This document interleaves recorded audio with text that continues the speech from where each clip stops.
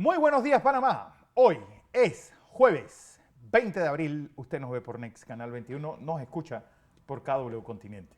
Un día en el que empezamos, bueno, con eso. Si usted usa gasolina de 95, hoy es el último día que tendrá subsidio. Desde mañana, el precio por galón pasará de 3.25 a 4.47 por galón. Así que, pues reposte su carro, sí, porque esta es la última oportunidad. Recuerde, revise su manual, porque hay carros de 95 que pueden utilizar gasolina de 91. No es lo frecuente, pero hay algunos que sí pueden. Y si usa gasolina de 95, no le eche gasolina de 91 por más barata que esté, porque eso va a provocarle daños serios a su motor. Así que, ojo con esto, y que hoy es el último día del subsidio. Bueno, como acaban de escuchar, pues la iglesia mandó un informe lavándose las manos de lo que fue su participación como mediadora del diálogo.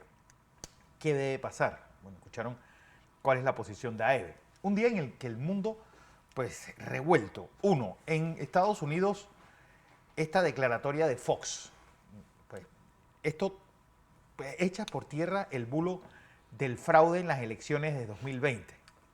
¿Y cuál va a ser la situación de la política americana respecto y de todos aquellos que anunciaron que hubo un fraude, que llevaron a cabo una toma del Congreso en el 6 de enero del 21 y tantas otras cosas más?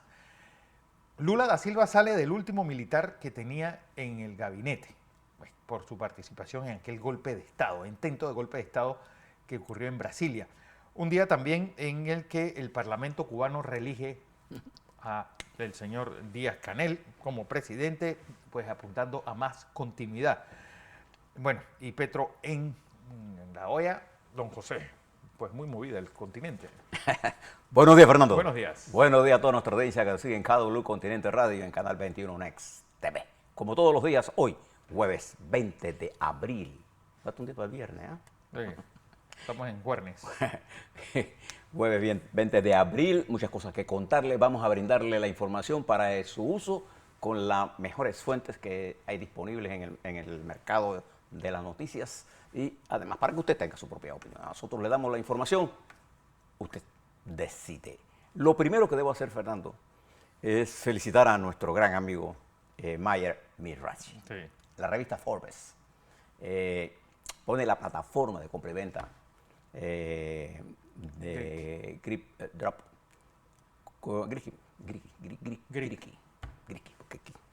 ¿Qué es un grip? Para los que no están en el mundo de la tecnología. Grip es un friki, Sí. pero que son la gente que está apasionada por la tecnología, por toda una serie de cosas vinculadas al desarrollo de la inteligencia artificial, los videojuegos, todo esto. Bueno, Mayer es un genio de esto. Y como yo me inclino, igual que usted, ante la aristocracia del talento. Y desde un principio hemos estado... Y siempre hemos estado... Yo conocí a Mayer, Fernando, en los días más difíciles de su vida. Cuando esperaron aquella bárbara persecución contra uno de los hombres, de los muchachos, que es un muchacho joven, de 20 y pico años, cuya conocimiento tecnológico los puso en el primer plano, ¿de acuerdo? Cuando hubo la reunión aquí. Y unos meses más tarde le armaron y lo detuvieron en La Picota. Una de las peores cárceles a un muchacho que lo que derrama es talento. Le debo un almuerzo, que yo quedé con él en el matrimonio de la hija de Irma, Analia, de hablar con él. Le debo un almuerzo, o él me lo debe a mí. Yo creo que es mejor así, ¿eh? Es mejor. Así, a lo mejor vamos usted y yo y hablamos con él. Es divertido hablar con él, porque además conoce. Un saludo a su madre, una mujer extraordinaria. Sí. Que sin flaquear, como todas las madres, salió a defensa de su hijo. El padre estaba también correteado. Perseguido. Y Mayer fue injustamente perseguido. No le dejan salir de Panamá. Y hoy Forbes, mire lo que hace. Un insulto, un bofetón en la cara a todos aquellos que armaron expedientes, a Kenia Porcela, Juan Carlos Varela y al resto de incapaces que tuvieron manejando. Y fíjense que una cosa que me llama la atención, que perseguir el talento es lo peor que puede hacer un país. Sí. Y aquí hay mucha gente perseguida que son talentosas. Después les voy a contar. Mi saludo, Mayer, y mi admiración y mi respeto. creo que Fernando comparte estos criterios. 100%. Bien. Vamos a unas cosas que está pasando en el mundo. Y fíjese que le voy primero a advertir de algo que está pasando. Y una de las cosas que pasa, que todos los días bregamos ahora, es con los informes de las inteligencias del mundo. Hay un informe de la inteligencia británica. Fernando, usted no tiene admiración por la inteligencia británica, es formidable la historia de cuerpos de inteligencia de Gran Bretaña. Reino Unido. Eso es siempre la más fabuloso. el primero. Bueno, ellos publican, y bueno que se lo lea, está en la BBC, está en español y en inglés, para los que leen español y en inglés, o los que en español y no leen inglés, o que leen inglés y español, está en los dos idiomas. Están los dos idiomas. Habla sobre el lavado de la narrativa rusa con respecto a Ucrania. Cuando comenzó la guerra, Rusia instaló un sistema, contrató estos que llaman influencers y le mandaba narrativas falsas. Y se ha producido a lo largo de este año y tanto, un par de meses, un lavado de esa narrativa en forma permanente, vendiendo las tesis rusas con respecto a Ucrania y la razón que ellos escriben falsas, ¿no? Y usted ve los periódicos, recogen esas narrativas falsas y la publican, tomadas de redes que usted no puede identificar. Por norma, yo no utilizo ninguna información que provenga de redes que no tengan una clara identificación. ¿Usted quiere saber por qué? Bueno, nada más tiene que ver el juicio que pasó con la Fox News. La mentira tiene un precio y tiene patas cortas. Las imágenes que yo veo contradicen la información de Rusia. ¿Y por qué esto? Fíjense la narrativa. Lavrov vino por América Latina y paró en Brasil en primera instancia. Y coincidía con el planteamiento de Lula da Silva, que decía que la guerra de Ucrania es responsabilidad de Rusia y de Ucrania. ¿Se acuerdan? Esta declaración de Lula da Silva, que condena a Rusia, pero que responsabiliza a Ucrania de una guerra que no... Ucrania no invadió a Rusia. Y Ucrania no estaba, mi querido amigo presidente brasileño, para meterse a la OTAN. Es una falsedad. Ni Ucrania pertenece a Rusia. Ucrania es un país soberano. El único delito de Ucrania es marchar hacia la democracia, que era una amenaza para Putin. Pero eso es otra cosa.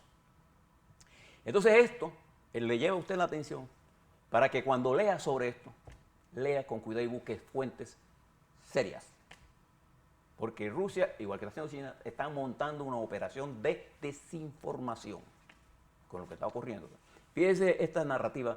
En Brasil, el canciller ruso dice comprar la tesis del señor Lula de que la responsabilidad de esto la tiene Ucrania también. Y que es Occidente y los Estados Unidos lo que impiden la negociación. Bueno, si lo único que tiene que hacer Rusia es retirarse de un territorio que no es de él. Claro. Eso es todo. Se acabó. Pero eso es más complejo. La narrativa falsa es la que está usando Rusia. Entonces esta fue la narrativa que utilizó en Brasil, la que utilizó en Venezuela, la que está utilizando y Telesur estaba transmitiendo en directo lo que estaba pasando incluso en Nicaragua ayer, que es la misma narrativa. Y la que usa en Cuba, que por trámite ayer, le estaba contando a Fernando, se dio la elección del presidente, no hubo ninguna disidencia. Nada. Nada. Aplauso como focas ahí. Entonces, en Brasil, mire lo que le pasó a Lula da Silva. En Brasil la situación se le ha complicado a Lula da Silva por varias razones. Primera razón, tuvo que prescindir, además el general renunció, el general Marco Edson González Díaz, el jefe de la Guardia de Seguridad del complejo Panalto, estaba el día del golpe saludando a y su gente dándole agua. Él niega eso. Él dice que él estaba ahí, él estaba usando que la gente saliera. Bueno, CNN de Brasil publicó el video en donde se ve él y renunció. El mismo hombre que estaba dando el golpe era el jefe de la seguridad. Se encuentra Lula da Silva con su primera baja. Recuerda que este es un gobierno que tiene 70 y tantos días, casi 110 días por ahí. Desde el 1 de enero. No tiene más. Porque Empezó el 1 de enero. 90, sí, 110, 115 días. 30. Bien. No. Pero además de eso, los informes indican, desde ayer, que hay una caída en la producción industrial. Y se dan los precios más bajos del maíz de los últimos años, ahora que Brasil es un exportador. Y además, la tasa de crecimiento prevista para Brasil está en 0.9. Esto produce un impacto enorme en las posibilidades del presidente Lula de poder impulsar un plan de reforma que tiene bases importantes y que yo creo que es importante para Brasil que lo desarrolle, pero se encuentra en una situación de esta naturaleza y se ha lanzado un plan internacional que no tiene resultados políticos en Brasil. La popularidad de Lula está por debajo del 38%. Llega casi a la de Bolsonaro. Entonces esto le ha planteado un problema a él, porque toda esa acción que ha estado ha polarizado al país más allá de la mitad. Más de la mitad de la gente está polarizada, no está de acuerdo con lo que está pasando. Y esta responsabilidad ahora es del presidente. Y entonces, ¿qué hizo Lula ayer? Tuvo que recoger el discurso. Tuvo que contestarle a los Estados Unidos que dijo, no en boca de cualquiera persona, del almirante Kerber, jefe de la vocero del Consejo de Seguridad de los Estados Unidos, que dijo que Lula da Silva estaba repitiendo, no lo mencionó él por su nombre, dijo que él estaba promoviendo la narrativa rusa y China de lo que está pasando en Ucrania. Y entonces hizo que Lula comenzara a patinar sobre ese tema. Porque la política interna es lo que define la popularidad. Eso fue lo que liquidó en los primeros años a Bolsonaro. Sí. Usted veía que Bolsonaro no iba a muchos lugares, porque es que eso no importa mucho en Brasil. Brasil es un país Que es un continente, que es como la India. que rema para adentro. Sí, sí, sí. Por eso usted escucha de Brasil poco. Bien. En México, AMLO, el presidente López Obrador, ante el golpe certero y, yo diría, morcillero de la Corte Suprema de Justicia, que declaró inconstitucional su decisión con respecto a la Guardia Nacional de militarizarla, dice que viene un segundo plan. Este es un hombre que no, Qué obstinado, ¿eh? no reconoce los errores obstinados. Y este retroceso, recuerda lo que está pasando en la reforma electoral, con su ataque al organismo electoral. Porque él de todas maneras quiere crear las condiciones para una reelección de Morena. Y ha venido cayendo. Y este enfrentamiento de él ahora, interno y externo, donde acusa al Pentágono, nada más y nada menos, de intervención por la inteligencia. Yo no sé si ustedes conocen bien en las fronteras, Panamá, Costa Rica, la inteligencia tica de un lado y la inteligencia colombiana de otro lado actúan en nuestro territorio para saber las fuentes de origen del crimen o de los peligros, igual que nosotros con ellos, e intercambiamos información. Usted se imagina una frontera de 3.000 kilómetros. Los Estados Unidos y México siempre han intercambiado información y han montado operaciones conjuntas de inteligencia contra el crimen organizado. Bueno, dice López Obrador que es una intervención del imperialismo norteamericano en los asuntos de México. El crimen es transnacional. El crimen no es de responsabilidad de Estados Unidos, es responsabilidad de todos nosotros, ¿no? Ni solamente lo afecta a ellos. El fentanilo que se trafica también afecta a México. ¿O cree el presidente que los jóvenes mexicanos no usan fentanilo? Aquí van a terminar A utilizando. los carteles no le importa con la vida de nadie de nosotros. Mientras, en Argentina, porque hoy el presidente colombiano, Gustavo Petro, se debe entrevistar con el presidente de los Estados Unidos, Joe Biden. Pero le voy a adelantar algunas cosas para que usted tenga la información.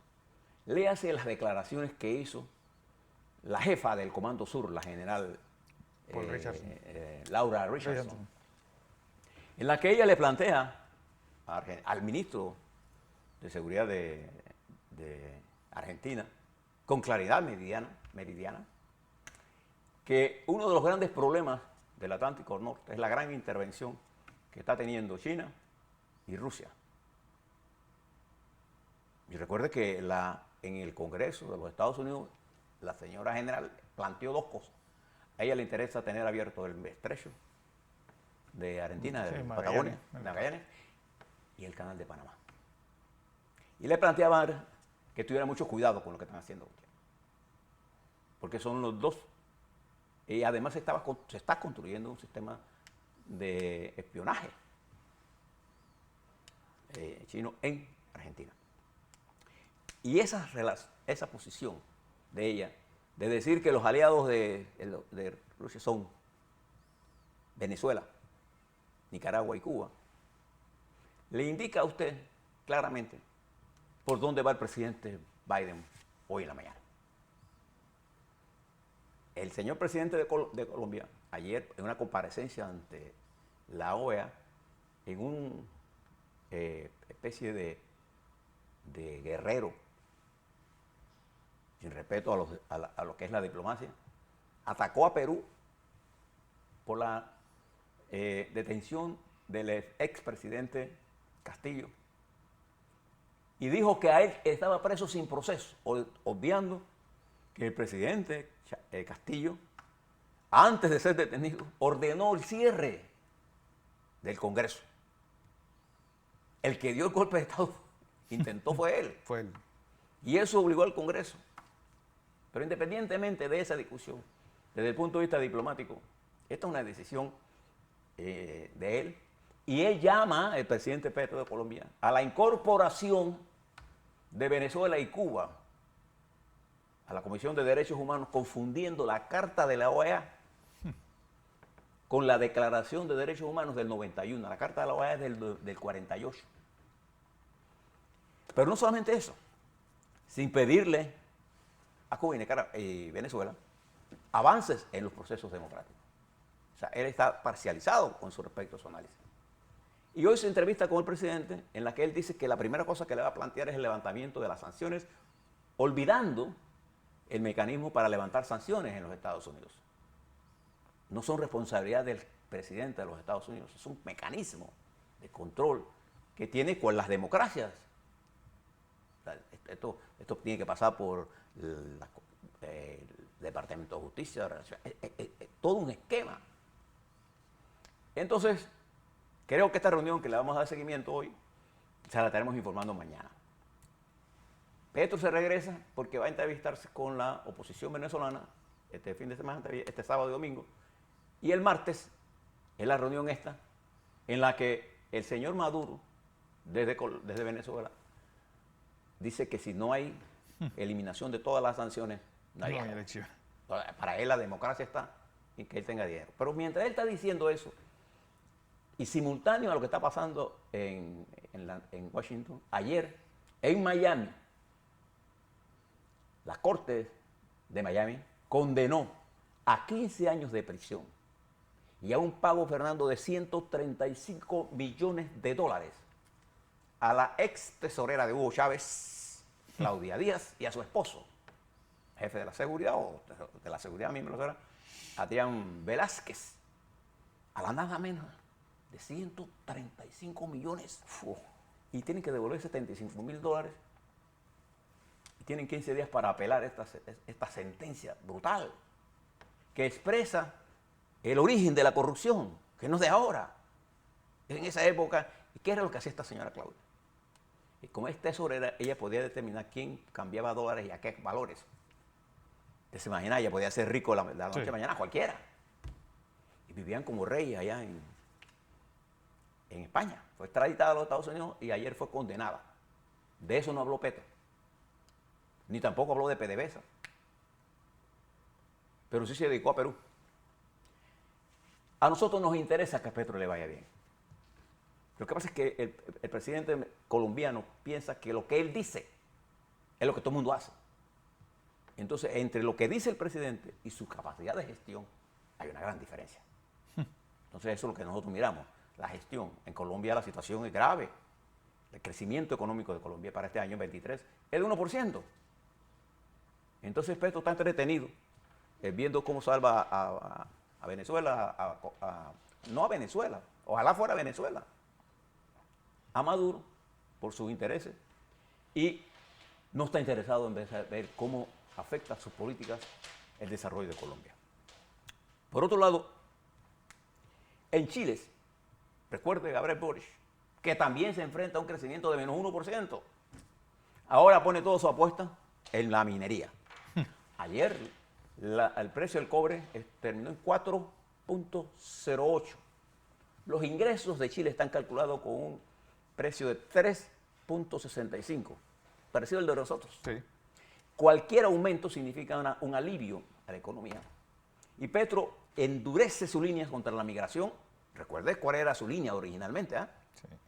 Y endurece su línea frente al problema de la seguridad, que en Santiago de Chile hay más de 45 áreas comunales en donde mandan solo los bandidos. Entonces, Boric se enfrenta a un cambio porque tampoco controla el Congreso, como ya he explicado a ustedes. Y en Ecuador, ya la Asamblea Nacional entra a la consideración de las pruebas contra el presidente Guillermo Lasso en el marco de la más grave situación de seguridad, de influencia del crimen organizado, y particularmente el narcotráfico, y en los más difíciles momentos políticos en donde la popularidad del presidente se ha desplomado, igual que en Perú. Entonces nos enfrentamos a un continente lleno de complicaciones. Y fíjense que mientras pasa todo esto de la guerra de Ucrania, hoy se encuentra en Ucrania Jens Stoltenberg, que es el jefe de la OTAN, en Kiev, y rinde un homenaje, Fernando, a los héroes muertos en combate de Ucrania y pasa revista a la cantidad de armas que Ucrania ha capturado de Rusia. Eso usted lo puede ver en televisión. Mientras eso está pasando, hay dos cosas que usted debe prestarle en la que está pasando en los Estados Unidos. La ola de violencia criminal que azota a la nación norteamericana es espantosa. Espantoso. Los ataques con armas y los asesinatos en masa, jóvenes, un chiquillo de 13, 16 años, masacres en los estados del centro. No hay un patrón geográfico que usted puede decir, están atacando tal, no, están atacando cualquier área. Y los senadores y representantes republicanos, que son financiados por la Asociación de Rifles de los Estados Unidos, que es la que maneja todo esto, se niegan a buscar un acuerdo. También hay sectores de la demócratas que quieren que la segunda enmienda de los Estados Unidos hablaba de la pólvora. ¿Se acuerdan de la pólvora? Era cuando no es del arma esta. Entonces, en medio de una especie de triquiñuela jurídica, hablan de que tú no tienes el derecho a comprar armas. En ningún lado de la Constitución de Estados Unidos dice que uno tiene derecho a matar. Y esto tiene, igual que el fentanilo, constituyen los dos elementos más graves. Y ayer, pues, el juez Alito de la Corte Suprema de Justicia de los Estados Unidos determinó que daba hasta la madrugada, hasta las 12, hasta las 11:59 de este viernes, que se pueda vender la droga, la medicina o las pastillas que producen el aborto. Porque la Corte Suprema de Justicia debe decidir sobre esto. Pero ha dado dos extensiones, lo que me hace suponer que hay serias discrepancias en la Corte Suprema de Justicia cómo manejar esto. Exacto. Porque este enredo del aborto, que ya estaba resuelto en los Estados Unidos, fue la Corte Suprema de Justicia la que echó para atrás el fallo, que ha generado un nivel de ataque de las mujeres republicanas y demócratas con respecto a la seguridad. En ese marco nos estamos desenvolviendo a la vuelta. Le tengo que hablar sobre la situación que hay en Cambio Democrático. Ayer, Cambio Democrático presentó los números sus números y dijo que tenía 1.004 de los 1.954. Hay 31 de los convencionales, es decir, tiene mayoría. Y además de eso, impugnaron la elección de la promulgación de la votación sectorial del Frente Femenino de ese partido. Ayer se dio el sorteo, los panameñistas arrancaron ya su proceso de nominación. Vamos a hablar sobre política y las cosas que están sucediendo aquí, a lo interno. Así es.